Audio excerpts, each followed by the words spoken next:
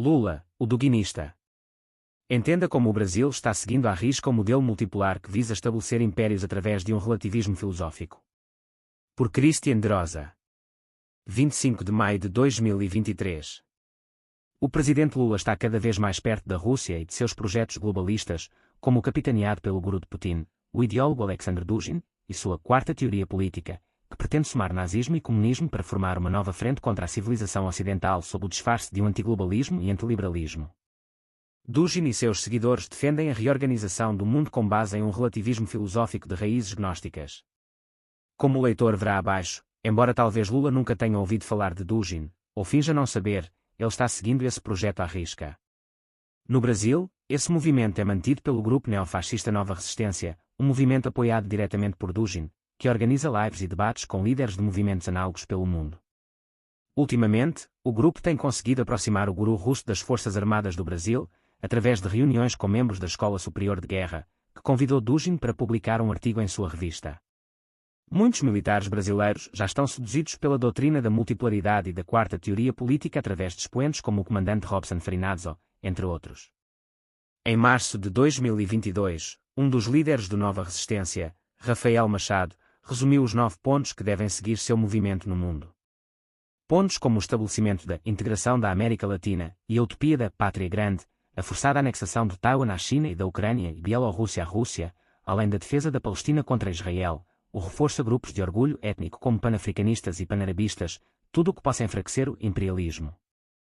Leia abaixo o resumo elucidativo do quadro doutrinário e geopolítico do movimento e compare com o Programa Petista de Relações Internacionais, grifos meus e notas, ponto por ponto, abaixo. Consistência nos posicionamentos é fundamental para qualquer organização política. Apesar de, sozinho, isso não dizer muito, até o PSTU é consistente na defesa do lado errado sempre, é ruim quando um partido ou movimento parece não saber bem a direção a seguir, caso da maioria dos partidos brasileiros, até na esquerda anti-imperialista ou no trabalhismo.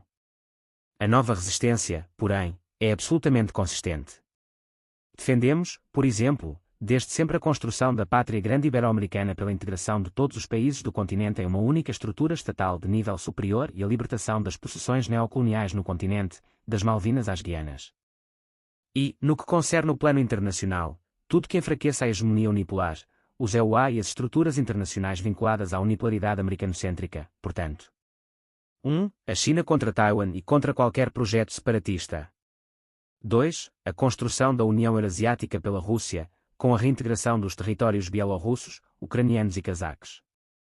3. A causa palestina, pelo direito de construir um Estado palestino, no território tradicional do povo palestino. 4. O Irã e o eixo da resistência contra o separatismo curdo, o terrorismo salafista, a agressão sionista, a tirania saudita e todas as ameaças semelhantes. 5. A ascensão populista na Europa, pela dissolução da OTAN, a ruptura com os EUA, o fim das migrações irrestritas, etc. 6. O projeto panafricanista da União Africana contra o neoimperialismo da França-África e projetos similares. 7. A reintegração, igual, da Península Coreana ou, sendo isso impossível, a Coreia Popular contra tudo e contra todos, e por aí vai. 8. A recuperação do Kosovo pela Sérvia, de Gibraltar pela Espanha, de Artsakh pela Arménia, de Ulster pela Irlanda. 9. A fragmentação dos EUA. E por aí vai. Citando Alan de Benoit, tudo o que contribui para enfraquecer o projeto americano ocidental no mundo é uma boa coisa, tudo o que tende a engrandecê-lo é ruim. Sem essa percepção não pode haver um projeto patriótico brasileiro. Rafael Machado. Vejamos agora, ponto por ponto, a que se refere cada tópico e como eles reúnem causas nas quais Lula é garoto propaganda global há muito tempo, inserindo agora o Brasil no verdadeiro eixo da nova Guerra Fria, o upgrade neofascista de todo o globalismo. O projeto da Pátria Grande é a apropriação do suposto sonho de Simón Bolívar, capitaneado por movimentos de esquerda e projeto principal do Foro de São Paulo, criado por Lula e Fidel Castro. O Foro foi fundado oficialmente em 1990 e enfatizava o desejo de recuperar nas Américas o que foi perdido no leste europeu. Neste objetivo, reuniu todos os movimentos de esquerda do continente, incluindo narcoterroristas como as Farc e outras facções criminosas em uma presença discreta, para uma luta contra o imperialismo e iniciativas supostamente neocolonialistas.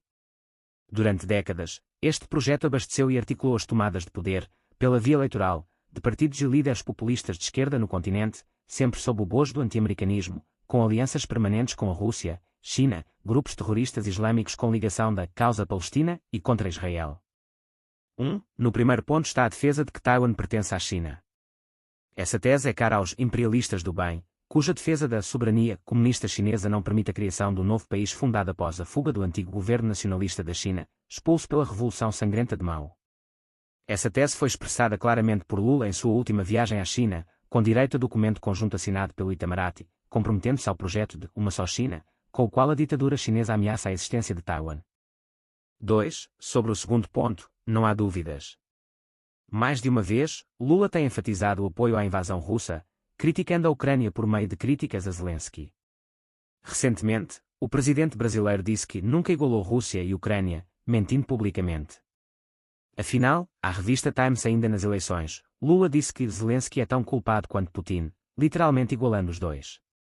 Obviamente a postura é dúbia por motivos de manutenção da imagem internacional.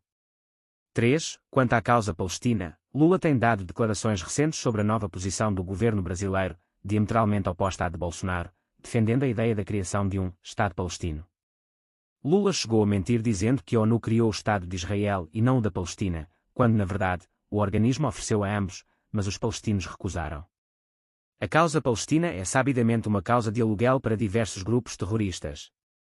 4. O Irã e o eixo da resistência contra o separatismo curdo, o terrorismo salafista, a agressão sionista, a tirania saudita e todas as ameaças semelhantes. O quarto ponto complementa o terceiro, declarando o apoio ao eixo de resistência. Trata-se de uma aliança anti-Israel e declaradamente anti-ocidental entre o Irã, a Síria, o grupo militante libanês Hezbollah e o terrorista sunita Hamas. A causa palestina está obviamente associada a esse movimento como uma fachada aparentemente libertária que nos últimos anos ficou evidente com o apoio da esquerda mundial. 5. A ascensão populista na Europa, pela dissolução da OTAN, a ruptura com os EUA, o fim das migrações irrestritas, etc. Aqui é uma pequena divergência aparente. A ascensão populista na Europa é uma referência à nova direita anti-imigração surgida lá, que vem sendo apropriada por movimentos pró-russos e obtendo até mesmo financiamento indireto do Kremlin, por meio dos oligarcas amigos de Putin. Esses movimentos direcionam essa direita contra os seus próprios países, ao fazê-los voltar-se contra a OTAN, deixando-os indefesos contra avanços da Rússia e ruptura com os EUA, minando assim a credibilidade dos alertas sobre isso. 6. O projeto panafricanista da União Africana contra o neoimperialismo da França-África e projetos similares. Nesta quarta-feira, Lula anunciou que dará mais poder de decisão à União Africana no G20, que inicia turno de presidência do Brasil na instituição. Com isso, não estamos dizendo que esse grupo não deva ter voz, mas enfatizando a coincidência das agendas supostamente anticoloniais, mas ligadas com a implementação de colonialismos regionais, os polos do multipolarismo. Por fim, a frase final resume bem o critério desse novo projeto global, ao terminar citando Alan de Benoit: tudo o que contribui para enfraquecer o projeto americano ocidental no mundo é uma boa coisa, tudo o que tende a engrandecê-lo é ruim. Neste aspecto, o Nova Resistência reduz o patriotismo brasileiro à agenda russa anti-americana, integrando o país dentro de um bloco diferente e anti-ocidental. Alexandre Dugin. Alexandre Dugin já esteve algumas vezes no Brasil e vem se aproximando de setores militares, graças aos esforços da garotada neofascista do Nova Resistência, que se infiltram em partidos de esquerda como o PDT através de grupos defensores de Getúlio Vargas. Seduzidos por toda forma de regimes de força, eles têm entre seus amigos o ex-ministro da Defesa, Aldo Rebelo, criador do chamado Quinto Movimento, sobre o qual já falamos. Dugin foi convidado para publicar um artigo na revista da Escola Superior de Guerra, após uma transmissão ao vivo de debates com militares brasileiros que vêm se tornando sensíveis às ideias do russo de criação de uma ideologia nacional, cuja matriz seria a quarta teoria política. Considerado por muitos como o guru de Vladimir Putin, filho de agentes da KGB, Dugin cresceu dentro do ambiente da inteligência militar russa e, na adolescência, coube a ele criar o nacional-bolchevismo, Nasbol, junto do panco-oliganista Eduard Limonov, um ideário inspirado no comunismo clássico e no nazismo. Em suas reflexões autobiográficas, Dugin assume que o Nasbol foi um movimento de transição para a criação do seu neo-eurasianismo e da quarta teoria política. Inspirado numa mistura entre misticismo nazi e ocultismo tradicionalista de René Guénon, Dugin reinseriu a Rússia em um sonho messiânico do século retrasado, unindo socialismo, nazismo e nova era em um mesmo sentimentalismo jovem sedento por resgate de tradições ancestrais, neopagãs e, por que não, até satanistas. Dugin era um grande divulgador da obra do bruxo satanista Aleister Crowley nos anos 90, e em outra de suas reflexões autobiográficas, admite que já nos anos 80 toda a sua doutrina política estava definida, afastando definitivamente eventuais especulações de que aquilo lá era só uma fase. Muitos, porém, incomodados com os vínculos nazistas e satanistas de Dugin, começaram a repetir uma história de que Dugin, na verdade, não tem nenhuma influência sobre Vladimir Putin, sendo o líder russo uma espécie de atirador solitário, que ageia por sua própria luz. Pois bem, há inúmeras formas de demonstrar motivos muito claros para que essa influência se mantenha como discreta. Mas essa não deve ser a opinião de oligarcas russos amigos de Putin, como o monarquista russo Konstantin Malofev, financiador do think tank de Dugin, Geopolítica, RU, e que compartilha do mesmo diretor espiritual de Putin. Mas digamos que seja verdade.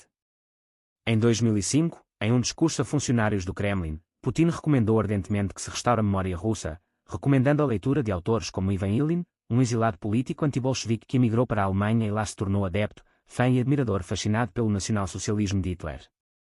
No projeto do mundo multipolar, nova utopia globalista, o mundo seria dividido em impérios regionais, unidos pretensamente por uma identidade regional e cultural, não mais pela noção padronizada do Estado liberal.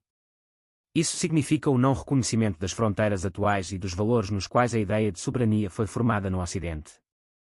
Embora se possa fazer críticas ao modelo ocidental e seus resultados, a anulação dele implicará a evidente destruição de todo tipo de liberdade civil e individual, ainda mais do que está sendo feito por globalistas ocidentais, substituindo-os por critérios regionais, ficando na mão de tiranos locais o destino de seus países e sem uma hierarquia de valores morais que os possa servir de defesa. O problema do multipolarismo reside em quem deve definir os valores e as tradições, os povos, de acordo com seus meios através das liberdades sempre dificultosas e naturalmente contraditórias, ou nas mãos do tirano imperial pretensamente representante de uma tradição, eleita por seus parceiros e bajuladores.